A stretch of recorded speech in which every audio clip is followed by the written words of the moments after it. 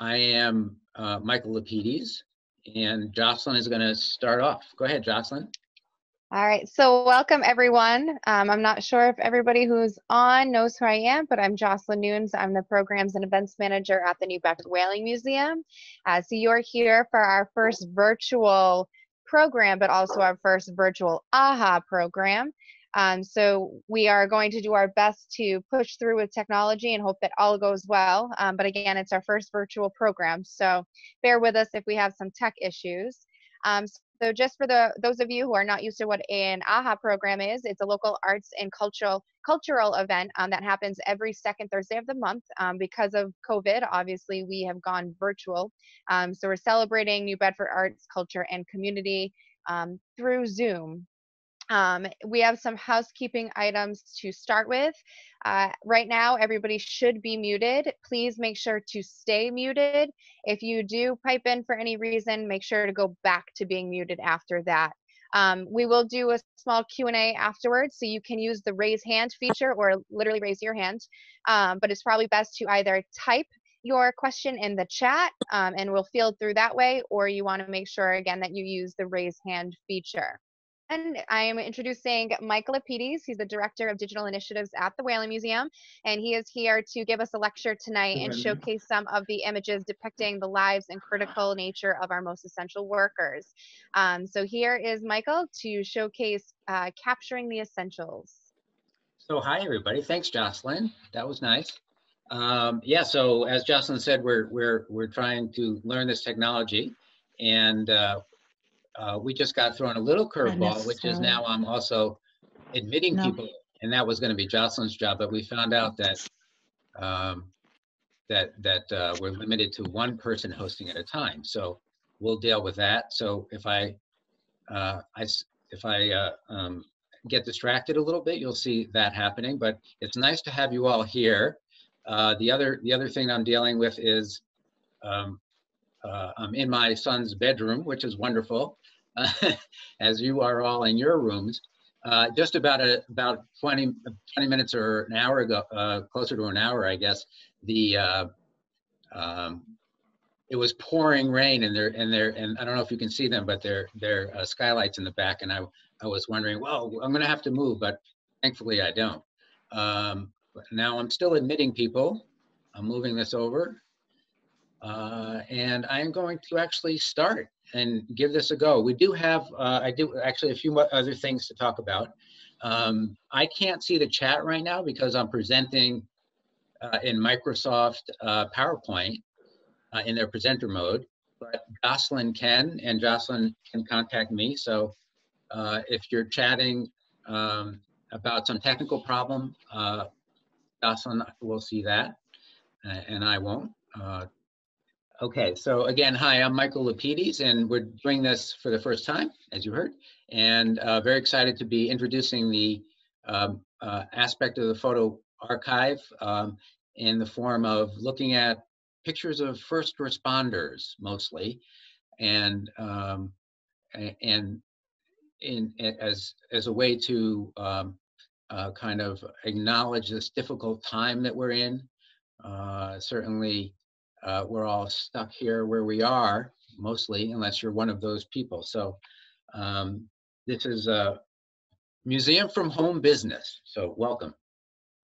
So as I said, here I am. I'm actually not seeing you all, which I thought, which of course makes sense. I thought I'd see your smiling faces. But that's where I'm standing, and thankfully the rain has let up, so we're not hearing all that. So this is kind of a way we're checking in with each other, I think, right? The Zoom meeting has become kind of the currency of how we're dealing with each other right now.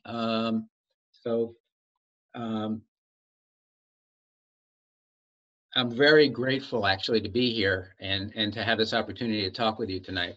I'm very grateful for a lot of things. Of course, my job at the New Bedford Whaling Museum keeping me going. The folks I'm going to highlight tonight, I pulled from the museum's extensive um, photo archive, which has over 200,000 images. It traces the history of photography itself, really. When the museum opens up, come visit the library and ask to see some of these amazing images. But for now, you can do the same thing that I did, which was to explore the online database. It's got tens of thousands of images and word searchable, so it's really terrific. So we'll be looking at nurses and doctors and firefighters and ambulance workers and EMTs, police, soldiers, you name it. Essential workers, grocery store clerks, pharmacists. I'm not sure we have any pharmacists or delivery people, but we'll keep looking for them. So the photo collection at the museum was established in the very early days of the Old Dartmouth Historical Society. It was around 1904 in the original in the early meeting notes that it was established that there would be a place to collect photos. And so the institution has been doing this for a very long time. Let's see, admitting more people. Okay, so moving on.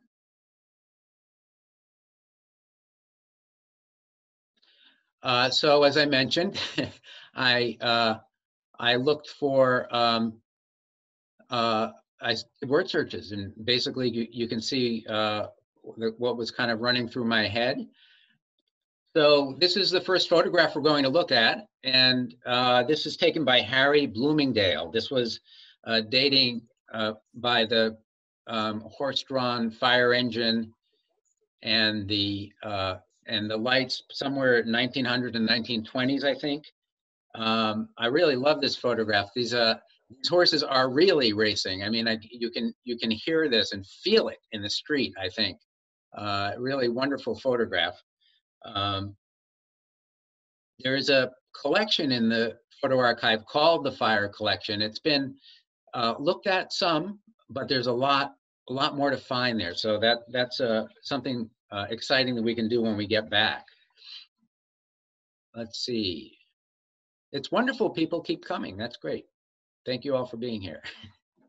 Okay, so next image. Here we have another action shot. Actually, we can see the ladders going up to the smoky building here and firemen climbing up. This shot, the photographer is not noted here, but the caption reads, you might be able to see it on the screen, County Street, southeast corner of Kempton, firemen climbing ladders with the jets of water and the smoke billowing up. The sign, I think I have this tool here, again, learning the tools. This is now, yes, kind of does. Does that zoom for you, Jocelyn, and the rest of you? Yeah? Okay, Yes. so let's see, zoom back. So the sign reads Beacon Company Building Tin Shop. So that's on County Street, the southeast corner of Kempton. Oh, okay, timeout. Still adding people, I think. Admit one. Okay, welcome, Ann. Hi, nice to see you, or not see you, but glad you're here. And stay unmuted. Or I mean, stay muted. Sorry, got that wrong. So the next picture is a beauty, a really lovely picture, I think. This is again by this fellow named Harry Bloomingdale of a photograph. I think this is right up at Pleasant Street across from City Hall. I'm not sure the name of the building.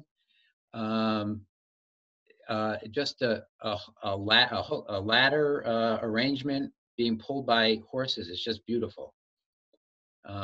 Still admitting people, okay. Hi, Jamie. Nice to see you, or not see you, but glad you're here. Okay. So continuing with firemen and fire apparatus, let's see. Here's a very handsome portrait. This is part of an extensive collection that we have from the Standard Times. This is a glass negative that was dated, I think it's early 19th century. The beauty of this collection is that we can look back into the microfilm version of the newspaper and learn about who this person was. Do I have his name? I do. It's a portrait of Harry D. Stowe. He was on the New Bedford police force.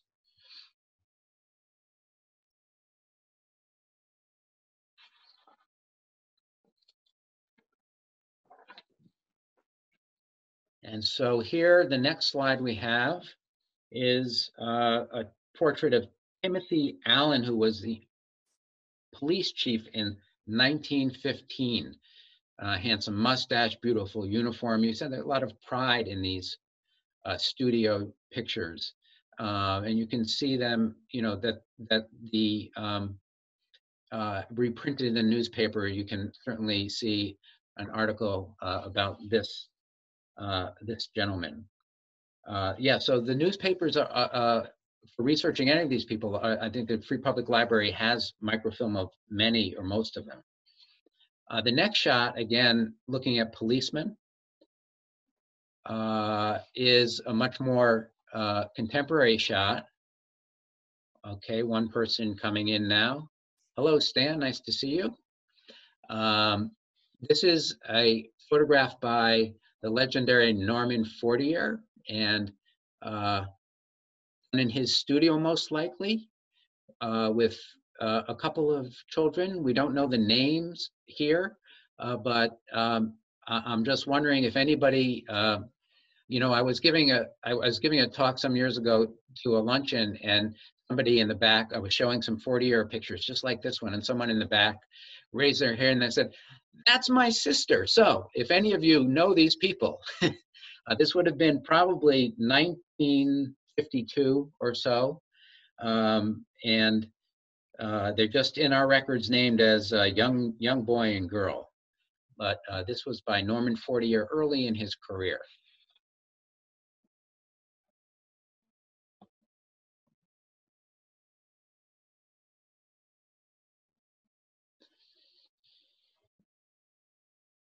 This again, this is actually not in any collection,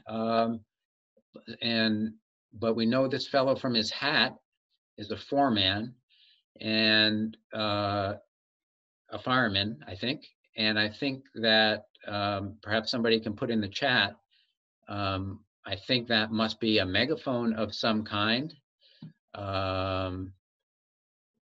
for directing the operations. I'm not sure. Another handsome portrait, proud picture.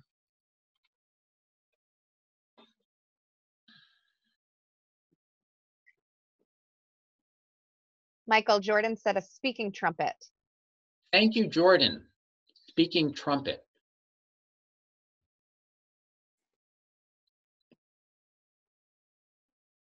Hi, Fran, welcome. We're in the middle of the presentation, started just a few minutes ago.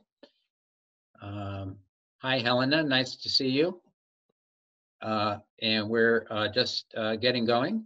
So a speaking trumpet then, for ordering and yelling into, no doubt. Let's see the next picture. So here we have a 4th of July parade. I think the date here is 1893. And this is the New Bedford Veterans Firemen Association, a very proud moment. You know, it's just wonderful to see a picture like this as we're all social distancing and trying to stay away from each other, to remind ourselves that that happier days are on the way. That's 1893. let's see, do we have a location? I don't have a street location.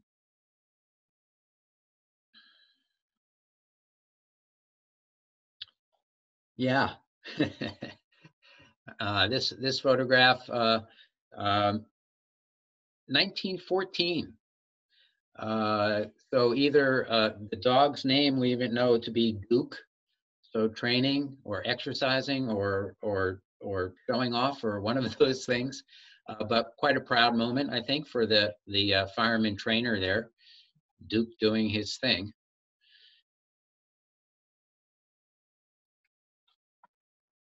These two fire and fireman related pictures. Hold on a sec. Hi, Kathy, welcome. Are just testament to the kind of the bravery that the firemen exhibit when they, you know, go into these situations and risking everything for us.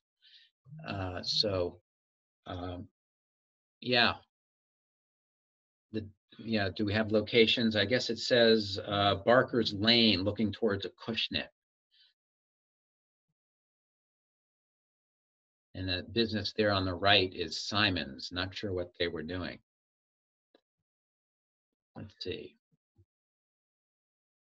So I'm going to move right now into some pictures by the photographer and doctor, Dr. Henry Prescott. Excuse me one second. So the record says, this record says that an operation is going on. I'm not sure that I see that, but it's clearly an action picture. The two nurses and a doctor and something, not quite sure. But the Prescott collection consists of over 1,300 negatives and over 188 albums. He was prolific. In fact, hold on one second as I admit Bob. Hi, Bob, thanks for joining. As I was saying, 188 photographic albums and in total over 8,000 photographs. Many of those were of his family and his surroundings. I think his practice was probably minimal. He not only photographed his family and his friends and his surroundings. He did. He went up and down the coast and recorded a photographic history of the coast. We haven't looked at those pictures a lot, but they're there, and someday perhaps someone will. It would be a fascinating project. Michael, Anne Kirschman has a question. Okay. What time period this photo is from? This would be from the early. He died in 1945. I think this is from 1910, 1920, 15, or 1915 kind of area. But I didn't get the name you said, Jocelyn, but certainly have, we can find that out. Welcome, Don.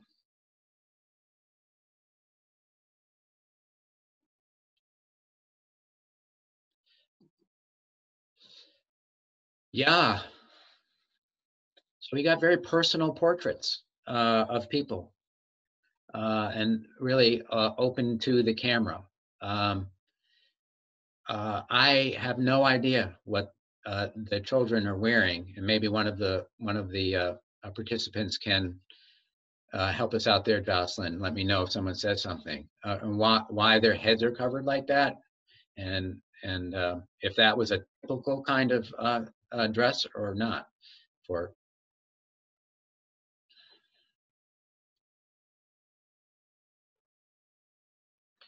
So Dr. We haven't had any suggestions. No suggestions yet. Okay, more projects. Here are two really lovely portraits. You can see Prescott had a real sense of composition, a real sense of quality of light. There, and he really, I think, brought out, you know, a prideful look in people. You could tell that they felt comfortable with him holding a camera in front of them. Michael, it was suggested that perhaps they were mumps. Oh, mumps. Huh. Okay. Thanks for that.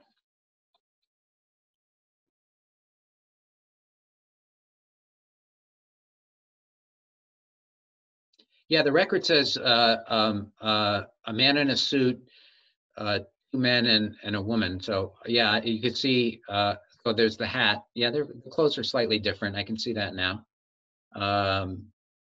Yeah, I don't have any other information on that picture. This next picture. So the it came up because I did a search for the word nurse. This is another Henry Prescott. I mentioned that a lot of his work was very personal in nature. So these, I don't recall if he had children or if these were neighborhood kids or family, but I'm not sure she's as much a nurse as maybe taking care of the kids, or maybe both. I'm not sure what that is. It's it does strike me as a very wonderful and odd photograph, though, with the two children kind of leaning off to the left, and between the so-called nurse and the child on the right, there seems to be maybe a model boat or something in the water. Certainly something has their attention, but I still, perhaps somebody, Jocelyn, can put in the chat room. Oh, I'm meeting a few other people. Hi, Tom Flynn. Hi, Jennifer Smith. Um, yeah, why why is the boat like that? Maybe somebody has some idea really what's going on there. I'd love to hear it.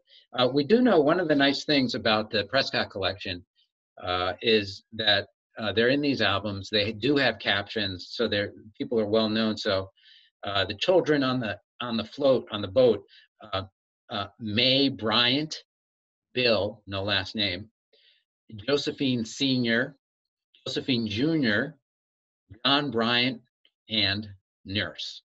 And on the right, Linky Bryant is sailing a toy ship, and the toy ship is called the Reliance. Cool.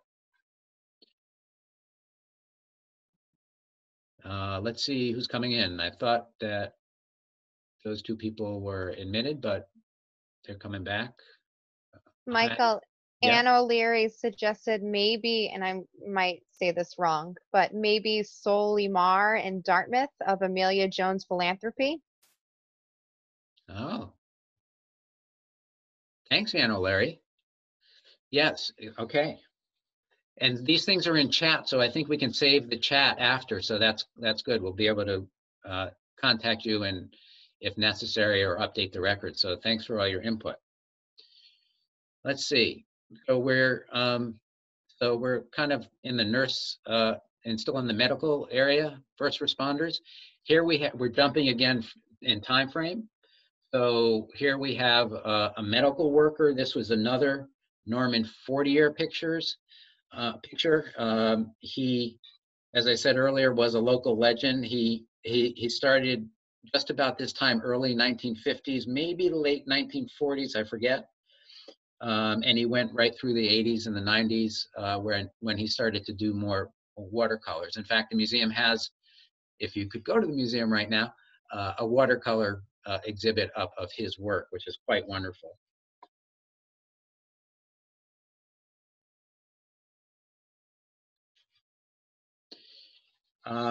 Yeah, so an unidentified nurse from Westport, if there are any people from Westport, there was a studio called Gaze Studio, a very handsome, beautiful photograph.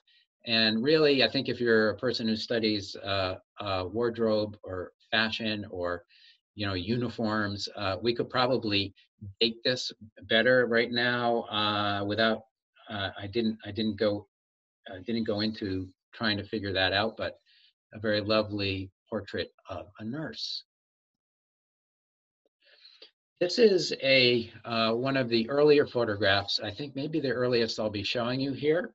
It is probably well, it's between 1850 and 1870. It's of a doctor. His name is Dr. William Taylor. It's a carte de visite, which was uh, a small sized photograph. Then you could buy them from a photographer in multiples and hand them out to your family and friends. They were the kind of the Facebook of the day. So based on the fact that it's a carte de visite, it was probably between 1850 and 1870. After that, cabinet cards came in, and they were larger.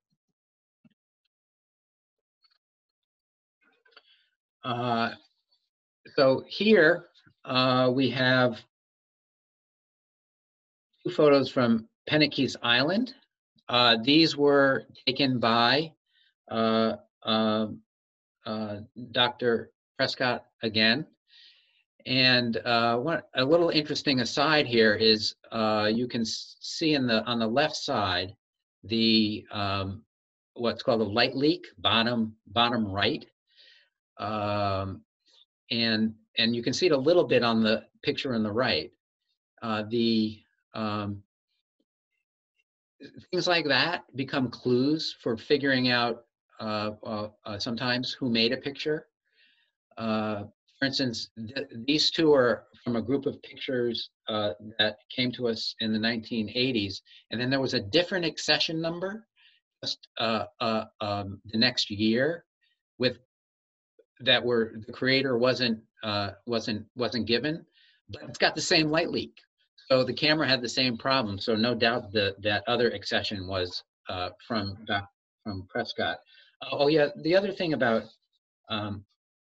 Penikese Island that was interesting that I found in the research was that in 1873, Louis Agassiz, the famous Swiss-American naturalist, persuaded the owner to endow a school for natural history where students studied from nature and not from books, and then later, apparently following a fire in 1975, some of the former students actually went on to become the some of the founders of the Marine Biological Laboratory in 1888, and in Woods Hole, which I think became Woods Hole Oceanographic Institution, I think. So in 1904, when these pictures would have been taken, or closer to that date, Massachusetts purchased this land to build a leprosy hospital. And so in terms of quarantining, as we're doing now, social distancing, this was dedicated for that purpose then. The buildings on the right, there was a fire. I don't know if they're rebuilding those or whether this is the initial build of those buildings. This next picture, oh, sorry, someone's waiting. Hi, Sarah, welcome. The two portraits are, what, you don't see them yet? Sorry about that. Here we go. These are taken in 1915. These again would be from the Standard Times collection. And this is Dr. Parker and his wife. The doctor's on Penikese Island, apparently when it was a leper colony. Yeah. So let's move a little bit. Still seeing some Dr. Prescott because he did so much work that we have access to. Here we have his mailman. So thankful for our mail carriers who keep up the good work. Rain, snow, sleet, pandemic, they still go. And here's a very pleasant picture of Mr. Smith. This was dated 1919. We have a couple of other, these two photos were actually from communications from telephone workers. The woman on the left, her name is Marion Keene. She was part of something called the Telephone Girls Club. So that's a social club I hadn't heard of before, and that's probably something that'd be worth finding out more about. The fellow's name is Tom Cavanaugh. He's listed as a telephone operator. Two people waiting. Hold on.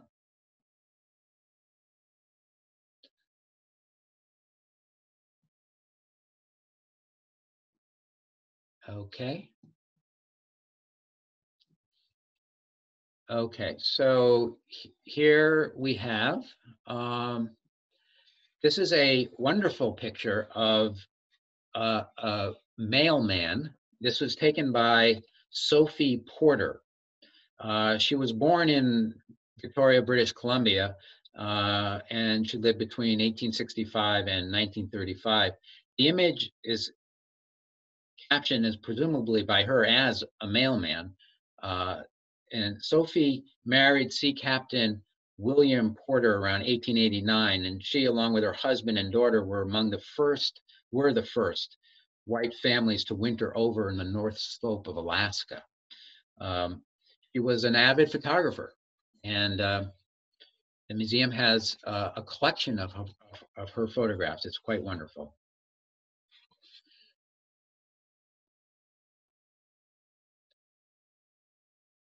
Yeah. Not quite what we see for telephones today. Makes me think of Lily Tomlin. I don't know about you. But early operator room, no date, but we should find one out for about when this was. Imagining, tell me, Jocelyn, if you can, if anybody wants to give you an idea about that. Let's see, DML and John, hi, welcome. We're midway or farther through. Let's see, the next picture, actually further than midway. The next picture is it's kind of this is a grocery store. Let's see, the location is, or the name is E.C. Tabor's Grocery Store in New Haven. I don't have a location. I'm really impressed with, let's see if I zoom it at all, if we can see it. But the organization of the cans, I don't think we have enough resolution here to really see what the products are. But if you take a look, let's see, I have a pointer. I should have been using this too. Let's see, laser pointer. Like up here, the very skillful use of building can pyramids. This next image, let's see, get out of zoom. This next image, care of Mike Dyer. Thank you, Mike. When I asked him if he had any stories or images to relate about quarantine, he sent this, and it's made me think of really how comfortable here we are in Rhode Island. We've got our electricity and we've got our supplies and we've got a place to walk, but it does seeing this does give me, makes me think about those of us who are more vulnerable. Mike emailed that this ship, was the Palmetto, was known as the Bums Hotel. So one could imagine that, and I don't know if Mike's here and wants to chat anything further, but that this was a place where people found refuge, that people spent a night to get some rest. So yeah, there are the homeless people who are having a much harder time than some of us. So let's remember them.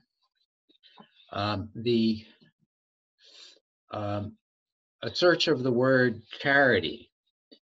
We're almost at the end. A search of the word charity here brought up this portrait of Helen P. Kempton. It's dated December 1915. The record doesn't say what organization she is associated with. I did send it to, I think, Kathy, I think you're there, but maybe she's a candidate for some research, or Anne for the Lighting the Way project, which is a wonderful project. Hold on a sec. Okay, so I'm going to, so we've looked at 30 or so slides, and I'm going to leave you with these two images. And these obviously are not first responder images, but they're made by two of New Bedford's great artists. On the left, William Bradford. This is an ice boulder from his trip, one of his trips to Greenland, the one where he made, this one's actually in the Arctic Regions book. And I put it in there just kind of in an abstract way. It's kind of making me think of what I've seen the coronavirus to look like, kind of bumpy with, but in fact, it's very abstract, but I thought it was beautiful. And on something beautiful like this picture on the right, which is a flower taken by R. Swain Gifford, and basically to remind us of happier and more bright times to come. So thank you all, and thank you, Jocelyn. And if there are any questions, let's see. Oh, it appears after all I can see the chat, but it's good that I didn't see that before, because when I do that, I can't see the pictures as well. So, Michael, there was a request to see the image that was on the Facebook invite. I'm not sure if you have that, or if you know exactly which one that is. oh, so apologies. Somehow that didn't make it in today, but I can tell you a little about it. That is, of course, now the New Bedford Free Public Library, but was the City Hall. And I believe that after the fire, the new City Hall was built. Maybe somebody can chat in the history of that. And I don't have the date right in front of me, sorry. Anything else come in the chat, Jocelyn? Not yet. If anybody has questions, you can go ahead and ask them in the chat, and I'll make sure that Michael is aware of them. I think most people are saying thank you. Yeah. Okay. Thank you, everybody. Thank you, Tina. Thank you. Thank you, Gail. Okay. Great. Nice. I'm glad you like the images, Christina Canet. Hey, thanks, Tony. Okay, Liz, you're welcome. This is fun. Let's see. I know they are great images. Go to the Whaling Museum when it opens and check out the Whaling Museum online. It's really great stuff. Let's do it again. Love to. Yeah, it is exciting to see him. First grade Zoom. Hey, thanks, Jocelyn, for your help. Of course. You're welcome, Gur. Thank you. So Christina Canet asked, are the images you showed, are they on the online database? Yes, every image I showed today is in the online database. And I did that really just because I know where we're all at. So that's yeah, I do have access to the internal server, but I said, you know what, I'm going to treat this like I'm a visitor and I want to see what their experience is. So yeah, they all came from the online database. Michael, do you mind explaining how someone would find that database? Yeah, sure. If you go to our website and you go to Explore, it's in the main menu. Under Explore is Collections. And then there's a sub menu under that where you can search collections. So it's the third level down, Explore, Collections, Search Collections. When you get to that page, you'll be able to search both the photo archive, which we've been in tonight, and you'll be able to search the library as well as the permanent object collection. Hey, Melanie, I'm glad you were here. Oh yeah, Don, do we have any other questions? Yeah.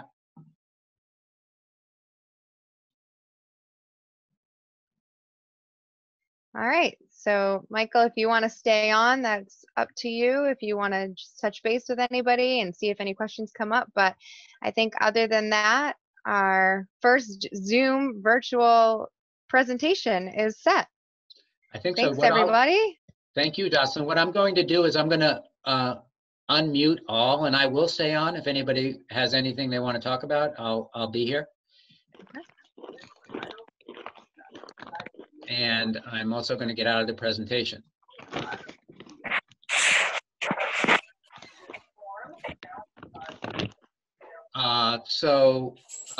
I would ask that if you're not talking, let's see, I'm going to stop sharing the screen.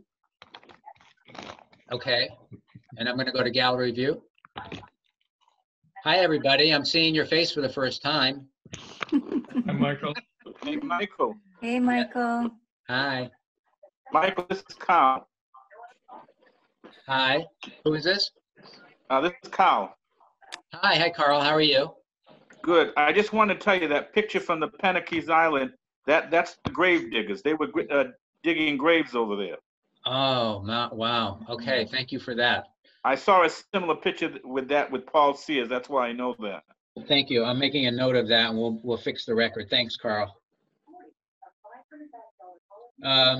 So yeah, year. Yeah, I don't remember the year, but we'll make that change.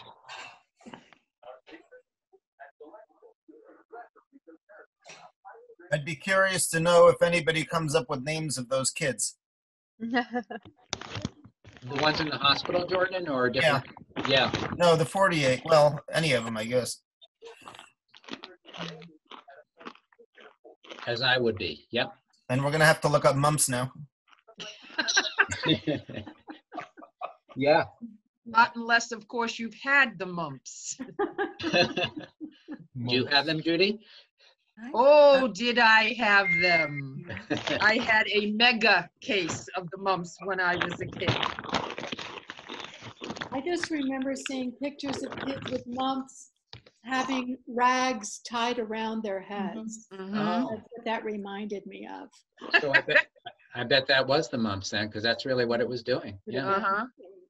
Yeah, it was not a pretty picture. Yeah. Michael. Yes. Michael, it's Carl again.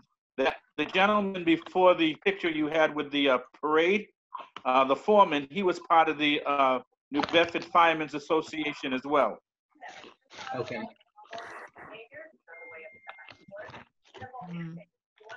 Does anybody have any, so I think this is the first, I think maybe Jocelyn mentioned this.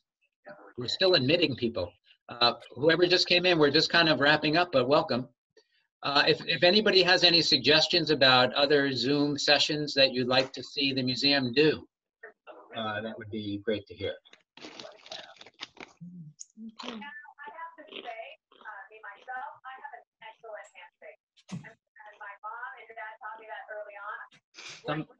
Somebody's up. Yeah, somebody's up. I might mute all, and then Jocelyn, unmute yourself. And if you want to talk again, then unmute yourself. I'm muting everybody right now. I mean, muting everybody. Okay. Does anybody have any suggestions as to other programs they might want to see?